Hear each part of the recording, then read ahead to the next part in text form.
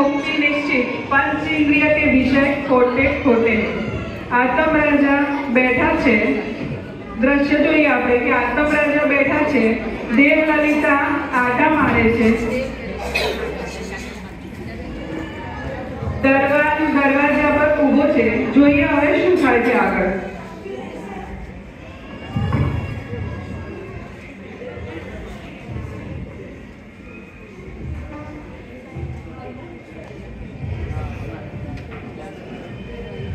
गरम कपड़ा, शाल, चादर, ढाबड़ा, रग, गालीचा लेवा होय तो गरम कपड़ा, शाल, चादर, ढाबड़ा, रग, गालीचा लेवा होय तो बोलो बोलो बेन, कई तो बोलो, कई तो लो।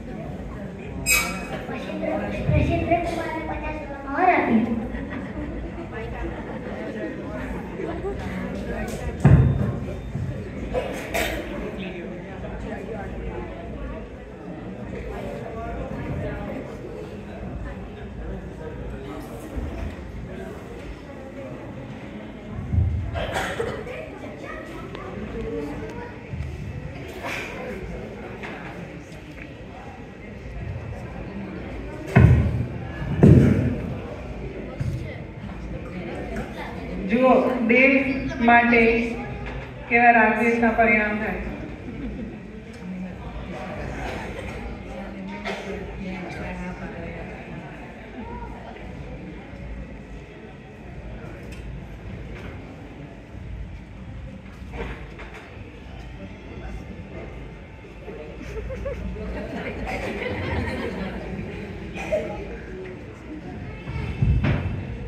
मिठाई वाला ताजा ताजा मिठाई मिठाई वाला ताजा ताजा मिठाई चोखा सिंगतेल में तळेला गळेला पानी में बनावेलो फरसाण।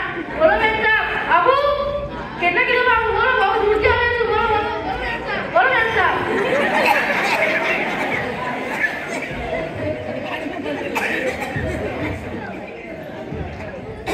रानी साहिबा, रशिंद्र कुमार आया है, तेने अंदर मोकलो। रशिंद्र कुमार रानी साहिबा बोलावे छे। आओ रशिंद्र कुमार, તમારી જ જલ્દી છે।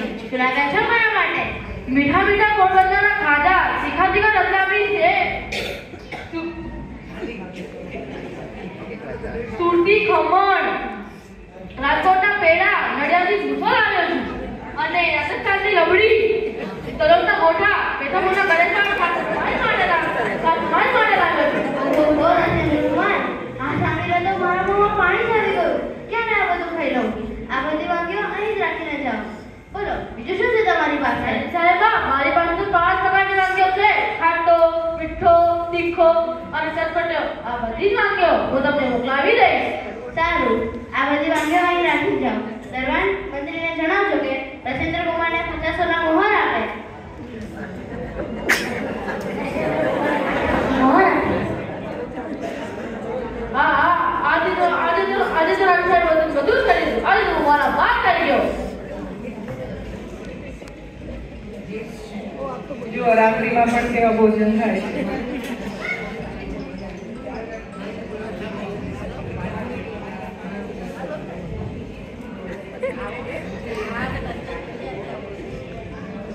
अगरबत्ती वाला, स्प्रे, गुलाब जल, सुगंधीदार पाउडर, खुशबूदार वस्तुओं लई लो।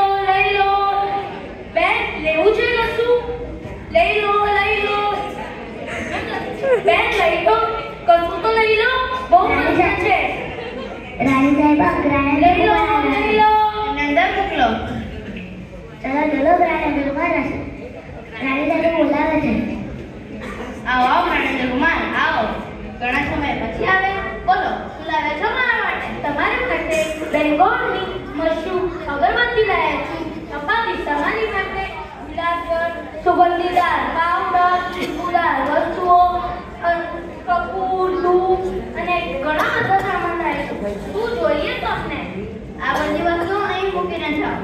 દરબાર મંત્રીને જણાવજો કે ગ્રાણેન્દ્ર કુમારને 50 સોના મોહર આપે.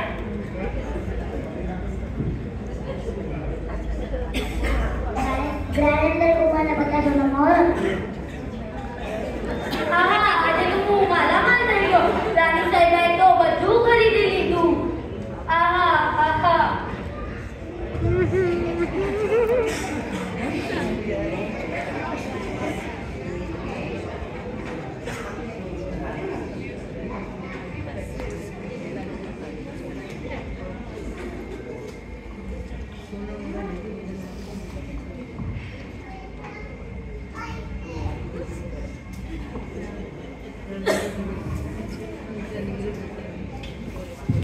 આ દિવાલો પર રંગરોગાન કરવાની જરૂર છે તથા આખા મહેલની સજાવટ કરવાની જરૂર છે.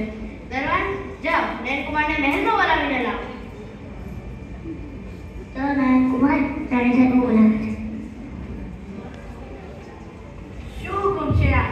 સાહેબા, તમે જાણો છો કે પ્રતિષ્ઠાના દિવસો નજીક આવી રહ્યા છે. મારે મારા મહેલમાં રંગરોગાન કરાવવું છે.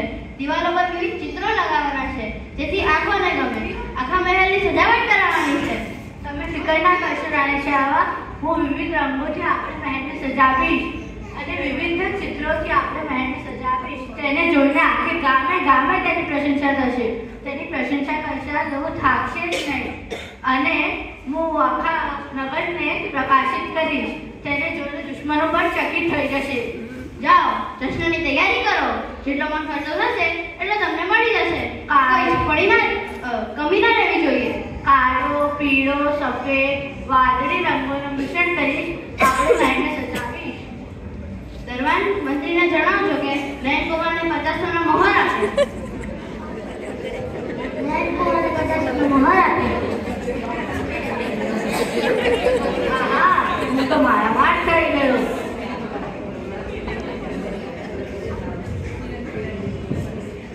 દરબાર જાઓ, કર્ણેન્દ્ર કુમારને મહેલમાં બોલાવીને લાવો. કર્ણેન્દ્ર કુમાર રાણી સાહેબ બોલાવે છે. આવો આવો કર્ણેન્દ્ર કુમાર, આવો. શું હુકમ છે મહારાણી? તમે જાણો છો કે પ્રતિષ્ઠા મહોત્સવના દિવસના આપણા મહેલમાં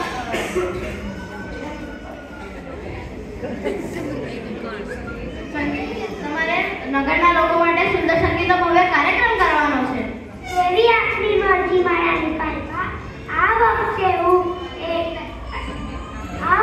હું સંગીતના એવા સૂર છેડી કે સાંભળનારાના મન ડોલી ઉઠશે અને મારું સંગીત તેઓના કાનમાં વર્ષો સુધી ગુંજ્યા કરશે.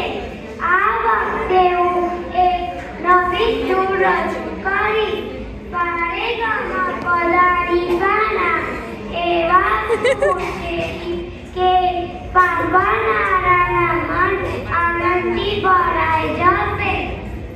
જાઓ, જશ્નની તૈયારી કરો.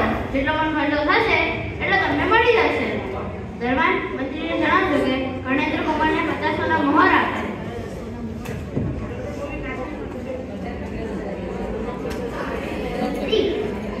કર્ણેન્દ્ર કુમારને 50 સોના મોહર આપે.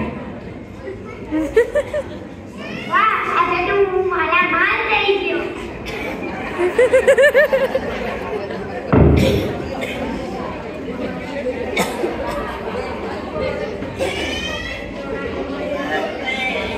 હું જ્ઞાનચંદ અને દર્શનકુમાર હવે બંને આતમરાજને મળવા માંગે છે. રાણી સાહેબ બહાર બે કોઈ વ્યક્તિ આવે છે. આતમરાજાને મળવા જાય. કોણ છે તેઓ? તેઓના નામ શું છે? દર્શન અને જ્ઞાનચંદ. કોણ? જ્ઞાનચંદ અને દર્શનચંદ આવ્યા છે. તેમને અંદર મોકલો.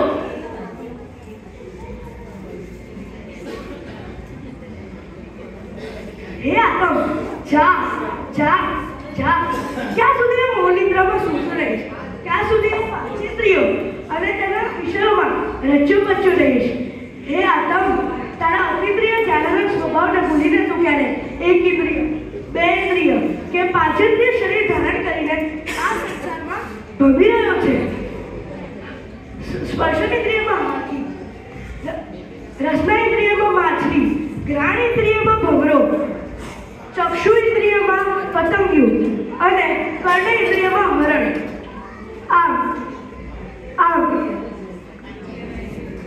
આમ ઇન્દ્રિયના એક વિષયોમાં ફસાઈને દુઃખ ભોગવીને સુખની ઈચ્છા કરીને પ્રાણ ભોગવે છે. હે આતમ, તું આ પાંચેન્દ્રિયોને તેની વિષયોમાં ફસાઈ ગયો છે. હે આતમ, જા. તમે જ મને બતાવો હું શું કરું જેથી મારો આ શરીરનો સંગ છૂટે, સંસારનો અંત આવે. એ ચેતન, તું ઇન્દ્રિયથી બહાર જ્ઞાનનું સ્વરૂપ પરમાત્મા છે તે નક્કી કર, તે નિર્ણય કર અને તે જ અનુભવ કર. તો જ તું આ ઇન્દ્રિયથી છૂટીને પરમાત્મા બને. આ ઇન્દ્રિયની ઈચ્છા પૂરી કરવામાં તારું આ ઇન્દ્રિયનું આ બિલાડીના મોહપાશમાં તું ફસાઈ ગયો છે. આ ઇન્દ્રિયની ઈચ્છા પૂરી કરવામાં તારું આખો દિવસ ચાલે છે, તો પણ તું આ ઇન્દ્રિયની ઈચ્છા પૂરી કરી શકે નહીં. આ ઇન્દ્રિય તારો જ્ઞાનનો આશ્રય કરીને સાદી અહંકાર, અતિઇન્દ્રિય અને આનંદનો ભોગ બનતો છે. હે આતમ, જા. હે ધર્માત્મા, આપ ધન્ય છો. આપે મને મોહ જીતમાંથી જગાડીને મારા ભવભવનના નાશનો માર્ગ બતાવ્યો. હે દેવરૂપી રાણી, હવે હું તારા મોહથી મુક્ત થઈશ. મારા પાંચો ઇન્દ્રિય અને તેના વિષયોથી મને કોઈ પ્રયોજન નથી. હે સ્વામી, મને દર્શોશો નહીં. તમારો ને મારો તો અનાદિનો સંબંધ છે. તે આમ એક ક્ષણમાં કેવી રીતે છોડો છો? હવે હું તારી કોઈ જ વાત સાંભળવાનો નથી. હવે મને નિજ સ્વરૂપનું ભાન થયું છે. તારો અને મારો સંબંધ અહીંયા પૂરો થાય છે. ના સ્વામી, તમારા વિના મને સારું પહેરવા, સારું જમવા, ફરવા કોણ લઈ જશે? જા, હવે મારો પીછો છોડ. હવે મને ચૈતન્યની ચેતના જાગી ગઈ છે. હવે હું મારા નિજ ચૈતન્ય મણીના